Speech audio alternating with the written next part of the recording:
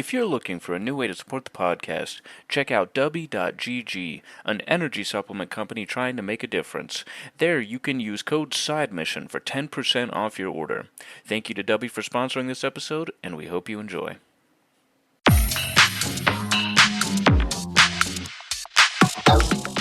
Welcome into the newest episode of Side Mission.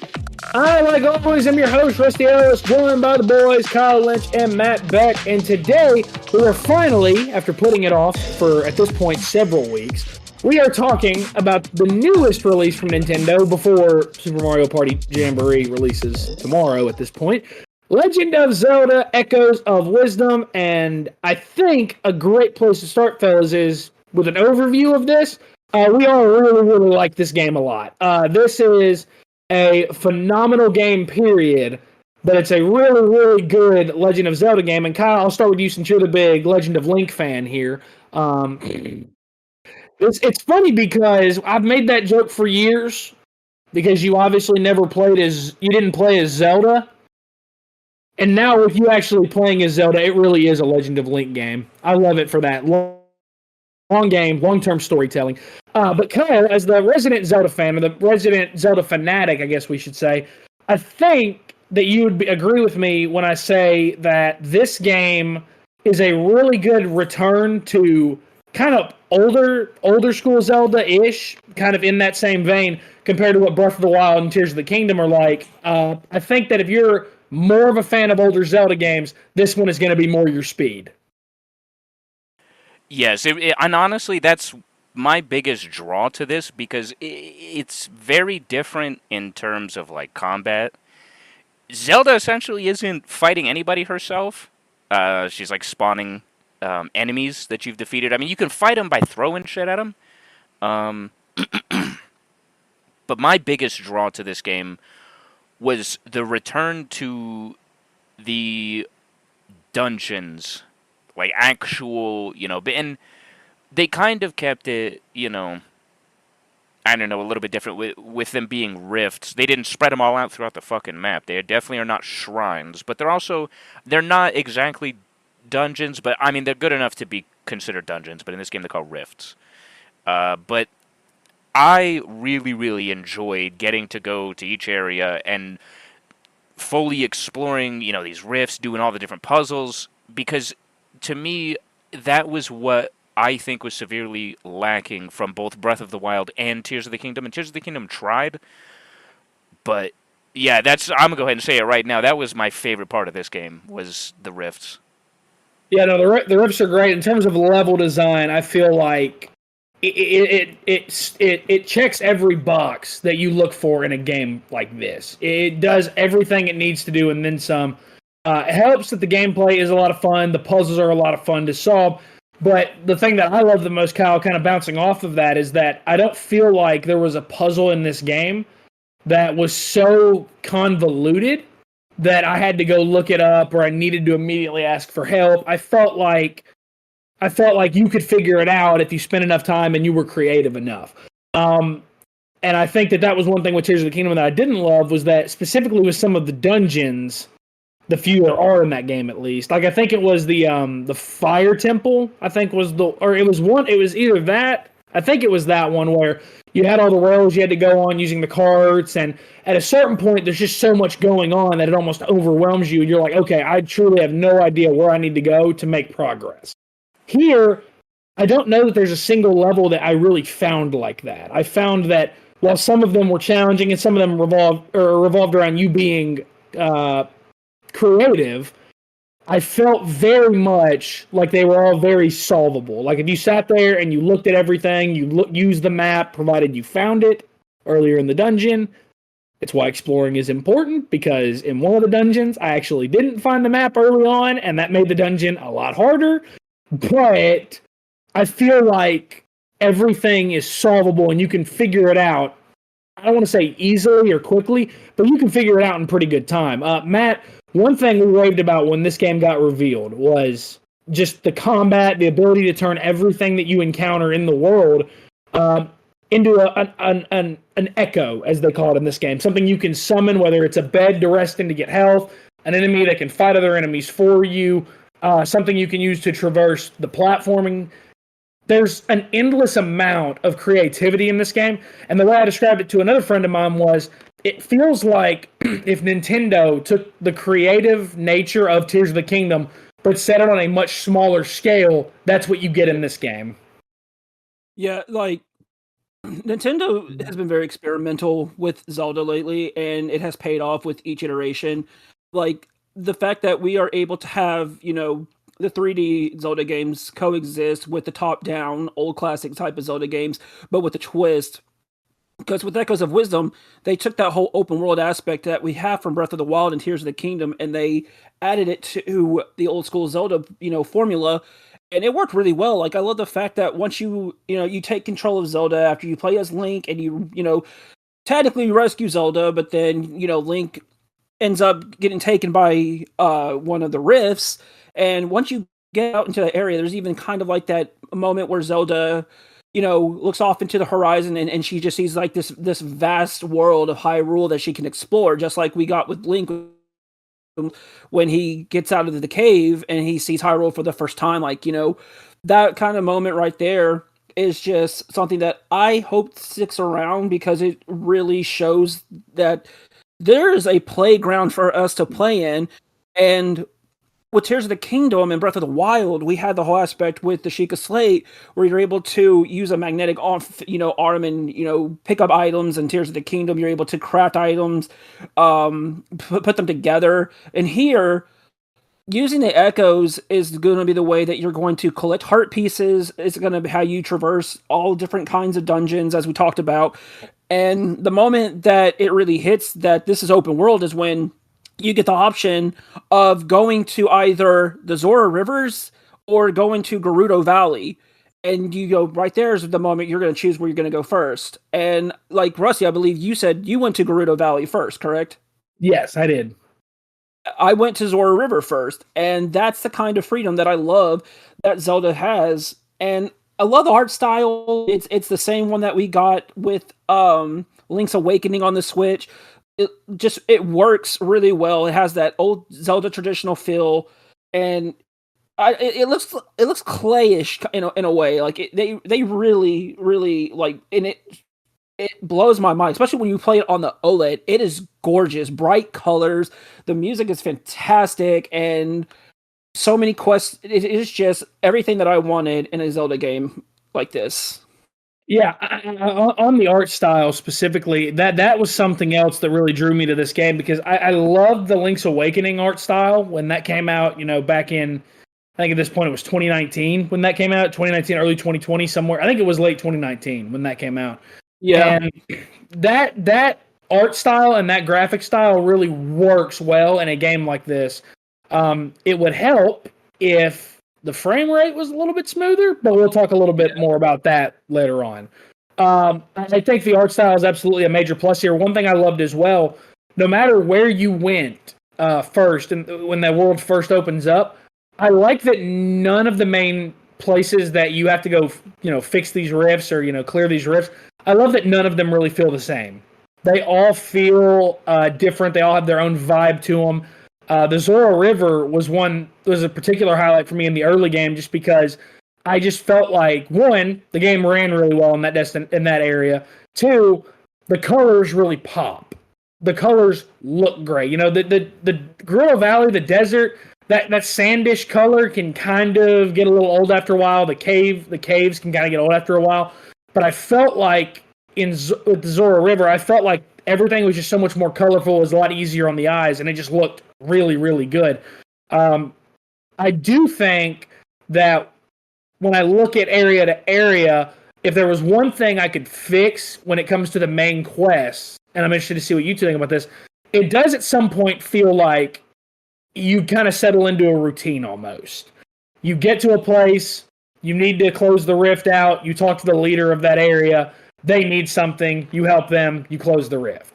And I will say at a certain point, that did become a little repetitive. I'm interested in, Kyle, I'll let you kind of talk about it. Did you feel the same, or do you think I'm off base here? I don't know. I like it was kind of repetitive, especially like because you close the first two, and I was like, okay, so I wonder what I'm going to be doing next because I don't see any more rifts. And then all of a sudden they were like, oh shit, more of them opened, and Yeah. I was like, well, all right, I guess this is this is what I'm doing. Up until the end, the final dungeon actually wasn't really closing a rift, as it was a pretty big boss fight with a lot of puzzles before it. But I don't know. I really enjoyed the rifts, but it also did become repetitive. Like, I don't know. I think that's kind of part of the curse of the top-down Zelda games. You know, usually the handheld ones is there's only like so much you can really do, and if you look at a lot of them, they do end up becoming repetitive, which is really holds them back. Because in the 3D Zelda games, while you go through the dungeons and are collecting items and stuff, it's a little bit bigger because there's a lot more for you to go out and explore. And in here, while the map is pretty big, I feel like it didn't take me very long to explore it at all. Like and honestly, you could have this game beat in a week. It's not a very long game, which No, is I agree. doesn't make it bad. But all things considered, it not taking very long to explore makes the repetitiveness stand out a little bit more because you're not spending so much time doing side quests. Like, I mean, and there are side missions in here to do, but they're not nearly as in depth as the 3D Zelda games are. And speaking of, like 3D, I know that this game's art style, when Link's Awakening happened, it caught a lot of flack and a lot of people, disliked it. I personally am a fan. I like it, and I think that if they were to remake more older Zelda games, or even more of that, dude, if they did Minish Cap like this, it would go hard. You think so? I would be down for that. I personally like the art style. I understand people's complaints with it, but I like it. Yeah, no, I spent my point earlier talking about the art style. I love it too. On the repetitive nature of it, I don't think it's necessarily a huge negative within this game. I think that this game is fantastic. It was just something I noticed that okay, like I get to an area, I'm kind of more or less. Now the one area where that wasn't the case, I thought was the Deku Village. I thought that what they did there, while annoying as hell to try to break out of the prison, I did like kind of how they changed that up a little bit, about how they threw you a little bit of a curveball, and instead of it just being okay, go get the member card to get into the temple or to get into the whatever it was they called it at a certain point. There's a lot. We've played a lot of games in addition to this game recently, so trying to make sure I remember as much of the important stuff as possible. But instead of it just being go and get the member card and then head to the temple, it's try to get the member card, get arrested because the villagers are not happy that you've done that, and then sneak out. And again, while frustrating to try to break out, I like that they threw a little bit of a curveball in there. I like that they threw a little bit of a wrench in that, and they broke up the gameplay a little bit, broke up the flow of the gameplay a little bit, because I felt like the game needed it at that point.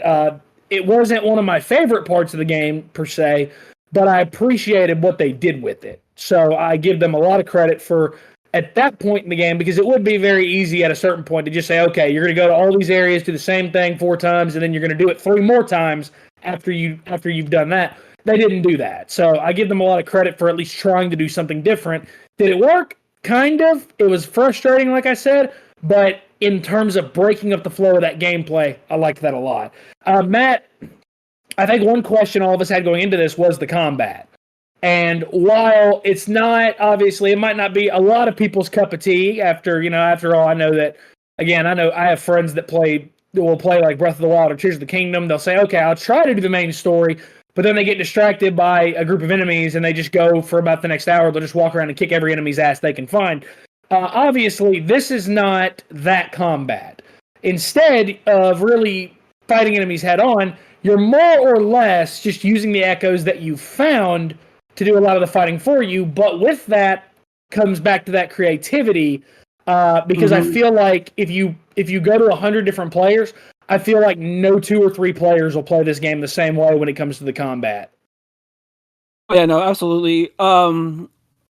So with the introduction of Try, she ends up giving, or he, I don't know what Try is, gives Zelda this rod that allows her to create the echoes, and then you get this list of all the echoes that you created, starting off with like a crate, a bed, a vase, a potted plant, and eventually you'll get to enemies and start creating echoes out of enemies. And what's fantastic is once you kill an enemy for the first time, they'll become an echo, and then you can use them anytime. And then over the course of the game, you'll encounter stronger versions of those enemies. So basically, you'll find a Mokoblin level 1. And then when you get to a certain part of the game, you'll find a level 2 and a level 3. And then obviously, the echoes have a cost. So each time that once you clear up a rift, you get these Try's friends, add to you this meter, allowing you to make more echoes, and even sometimes being able to use the higher costing echoes with smaller echoes. And then it just basically becomes like, in a way, it becomes like a strategy kind of game. You're just kind of sitting back and then you're just summoning echoes over and over. And it is very satisfying just watching you summon the much stronger echoes, like the Mokoblin level 3 or the Lizalfos level 3, and then just going straight after the smaller enemies. And like the other thing that I like is the fact that there's even different elements. There's these little jelly guys. I can't remember the name of them right now, but they have different elements from fire, that when you toss him into the grass, he'll burn grass, and any enemies in that grass will do damage to them. There's a water one where you throw him in the water and he absorbs it and he becomes bigger. Like things like that, just that kind of creativity really makes experimenting with the echoes a lot of fun. And on top of that, man, the platform that goes up, that levitates, goes up and down, is one of my favorites and probably my most commonly used one. That and the flying tiles, I would break so many areas just because I was able to use echoes and get to locations maybe I'm not supposed to be at right now, but I got the echo for it, so I'm gonna go there, and that allows me to, find stamps, find heart pieces, and just rewarding that exploration that made this game just so addicting.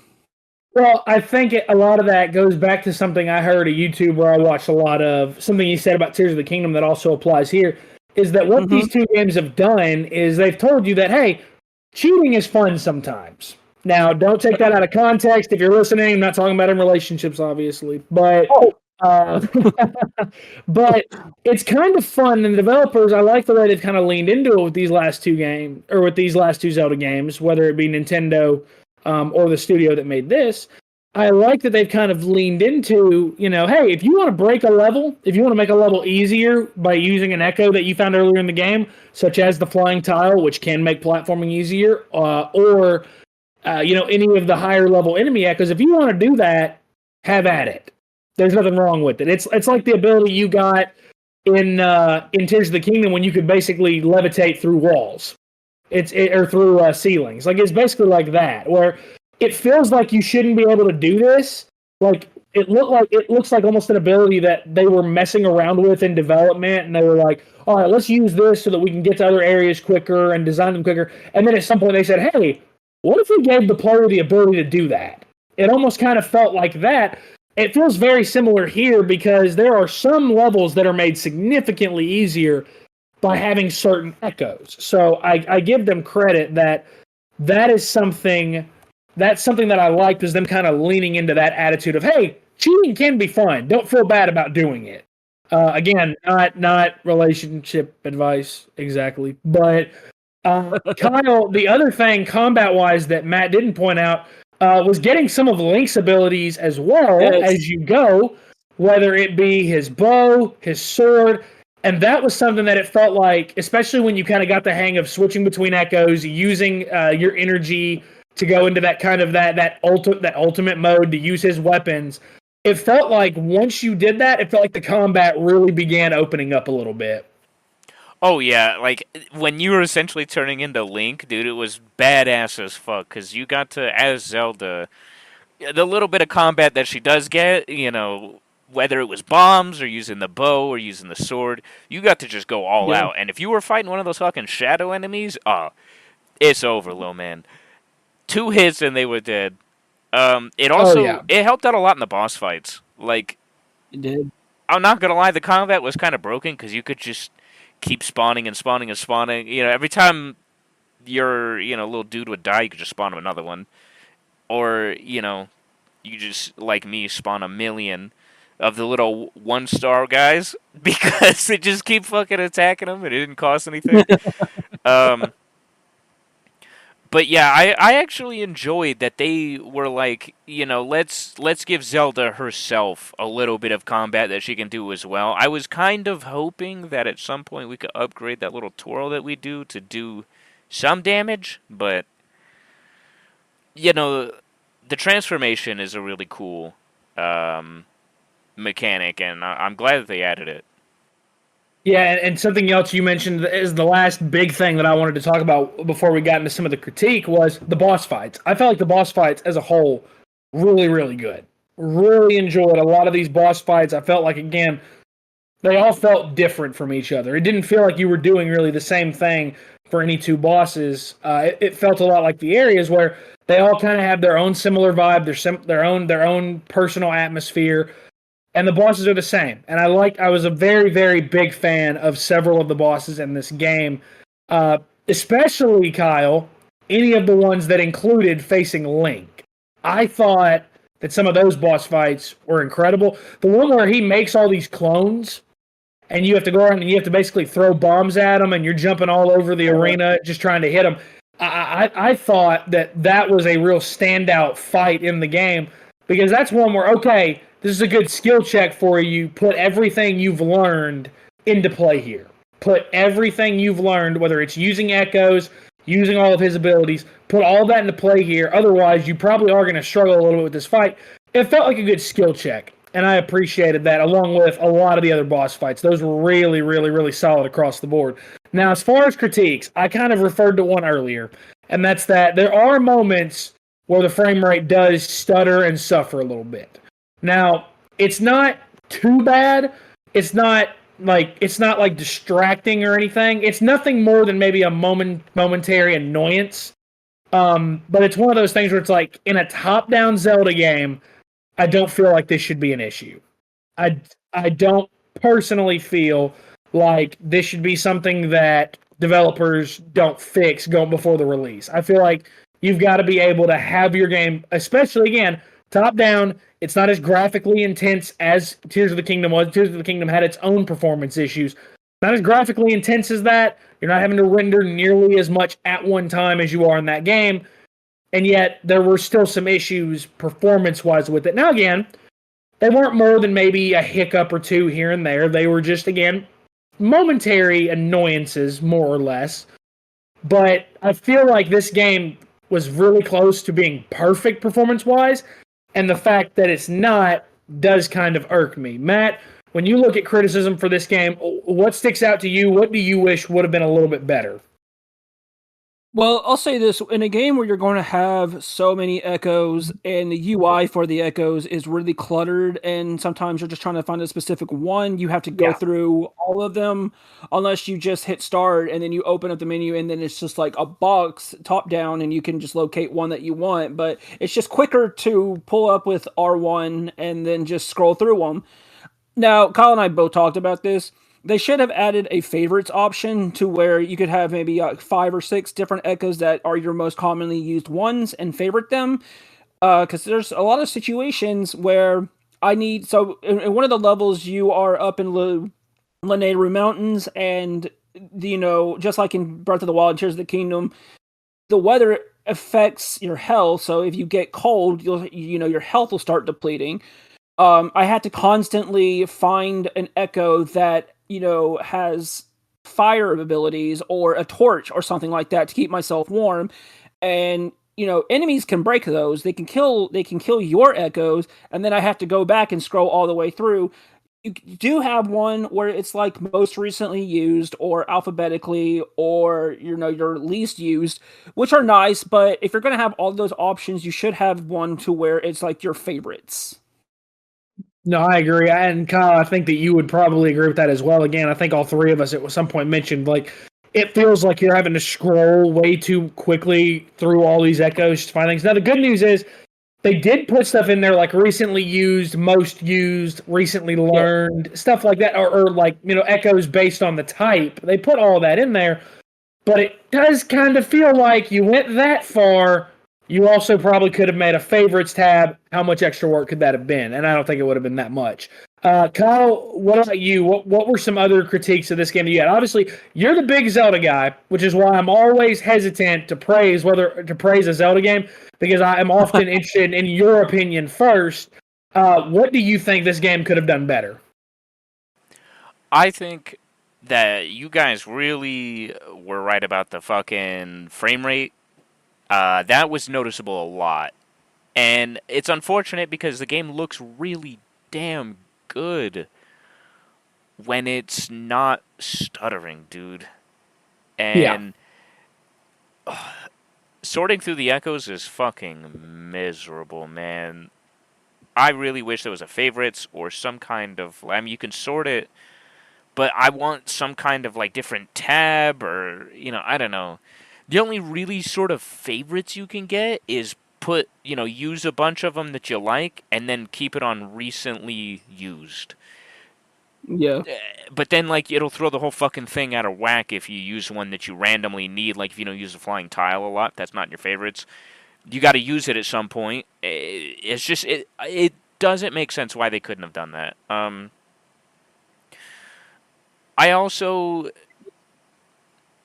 I gotta be honest, I didn't really use the horse at all. I used it once, and I was like, whatever. I think that it would have been better if we could call the horse at any point, or summon it, or use it at... Why the fuck was it not an echo that I could ride? Like, that would have made so much more sense than me having to go and put it back at the fucking stable, or whatever. Like, wherever you get off the horse, you leave it somewhere. You go off exploring somewhere your horse can't go. It's just there. You got to go and get it back, and it's annoying. And I was like, I don't want to go back and get that motherfucker. So I just left him. The horse mechanic could have been improved. Yeah.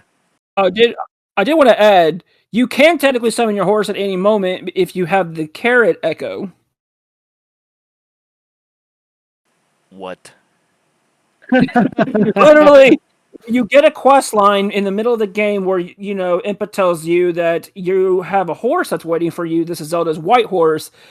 And you end up, when you find it, you get a carrot echo. And then when you use the carrot echo, it's like the whistle in Breath of the Wild, where you can summon your horse wherever. Oh, well, I didn't know that. But I guess I need to get that echo. Or maybe I have it. I don't know. I haven't. Hey, Rusty, did you also mention one that you did have an issue with is the rod itself, where you can spin and all you can cut grass, but it doesn't hit enemies? Yeah, Kyle kind of mentioned that earlier. I did think that was one thing they could improve was, hey, I'm able to spin using this rod. It cuts grass like the Master Sword does. So why does it deal no damage? I feel like if it does a lot of the same things to the environment that the Master Sword would, I feel like even if it's just a little bit of damage and it still takes maybe, let's say, 5 hits to defeat a normal enemy, that's better than nothing. Like, it kind of more or less, it just kind of serves essentially as a tool for cutting grass and summoning the echoes. And I feel like that could have improved the combat even more if it had also been able to do damage to the enemy. So, fellas, I think that critiques aside, we all really enjoyed this game. I don't know where you guys stand. I would personally, I feel great about giving this game a 9. I feel really, really good about giving this game a 9. I know Matt does. Kyle, for you, what would you rank this game, or what would you rate this game, being the big hardcore Zelda guy you are? I would probably give it a 9 as well. Like, I'm not going to give it a 10 just because it's a Zelda game and it has too many critiques for me to say that, this game is perfect. But yeah, I feel very confident giving it a 9. Yeah, it's one of those that in terms of games that I've played this year, I mean, we still have, obviously, from Nintendo alone, we've already mentioned Super Mario Party Jamboree comes out tomorrow as of recording. Mario and Luigi Brothership comes out, I believe, in November, if I'm correct. Yes. So that looks like it's going to be really good. I mean, so far, though, this is absolutely the best Nintendo game that's come out this year. And for me, I feel pretty confident saying right now this game is going to likely be in my top 5 when it comes to ranking games and doing our top 10 episode in December. I think this game is going to rank pretty high for me. So I think, safe to say from this episode, we all really enjoyed it, and that's where we're going to call it. So that's going to do it for this episode of Side Mission. Be sure to check us out on Twitter at Side Mission Pod and Facebook as well at Side Mission Podcast. For the boys, for Kyle and Matt, I'm Rusty. Thanks for listening.